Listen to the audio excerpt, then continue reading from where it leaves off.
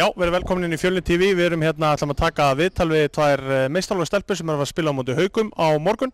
Leikurinn er sjálfsögðu sýndur hérna út Dalasund klukkan 3 laugardaginn 16. janúar. Ég mætti með fyrirliðan Karinni og svo stórskeytuna Díönu. Karin, hvernig leggst leikurinn á morgun í þig? Bara ágætlega, bara spennt fyrir þessu. Spennt fyrir þessu, en þú Díana? Bara, já, mjög spennt. Alltaf gaman að spila.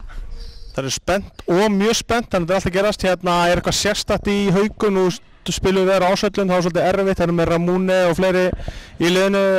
Já, það er erfitt að spila mótið, er eitthvað sérstakt sem við erum að stoppa eða pæli?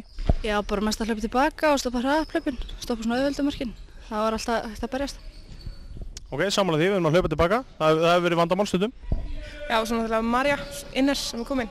Við erum náttúrulega að fylgjast með henni núna og hún var náttúrulega ekki síðast, þannig að við þurfum að stoppa hana, hugsa meira hana. Ok, er eitthvað sérstakt sem við höfum gert í aðdraganda þessa leiks sem gera það verkum við meiri möguleika að vinna heldur en í fyrirleiknum? Erum við búin að bæta okkur frá þeim tímapunkti? Já, maður er ekki alltaf að bæta sig.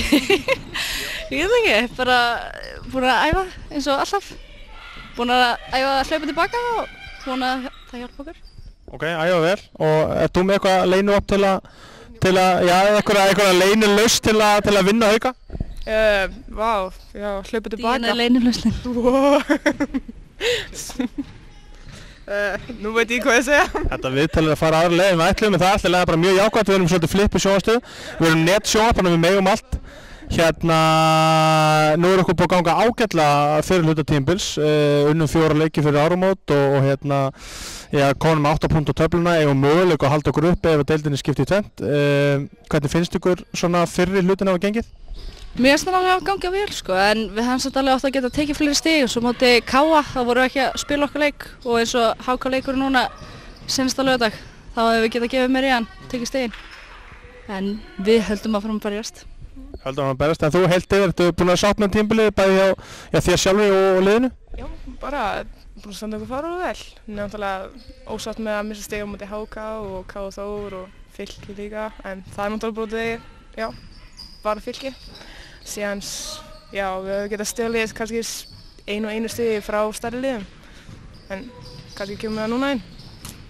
Ok, og lokum bara hérna, já, nú er Haukaleikurinn framöndan, svo er bikarleikur mútið Fylki og svo er þetta bara fullt af leikjum í lok tímabils sem að skera nú það hvort við endum í efri 8 eða neðri 6, hérna, hvernig leggst framhaldið í þig?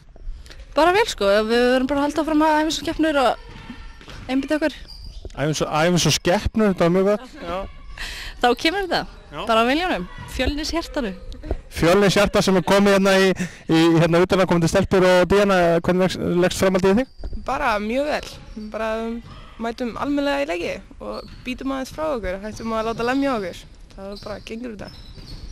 Nákvæmlega, hérna við þökkum Ólu Ástu kærlega fyrir aðstofana í þessu viðtali og svo viljum við taka fram við ætlum að fá Jón Brynjar í viðtalinu, hann var með bólu og komst ekki. Takk fyrir okkur.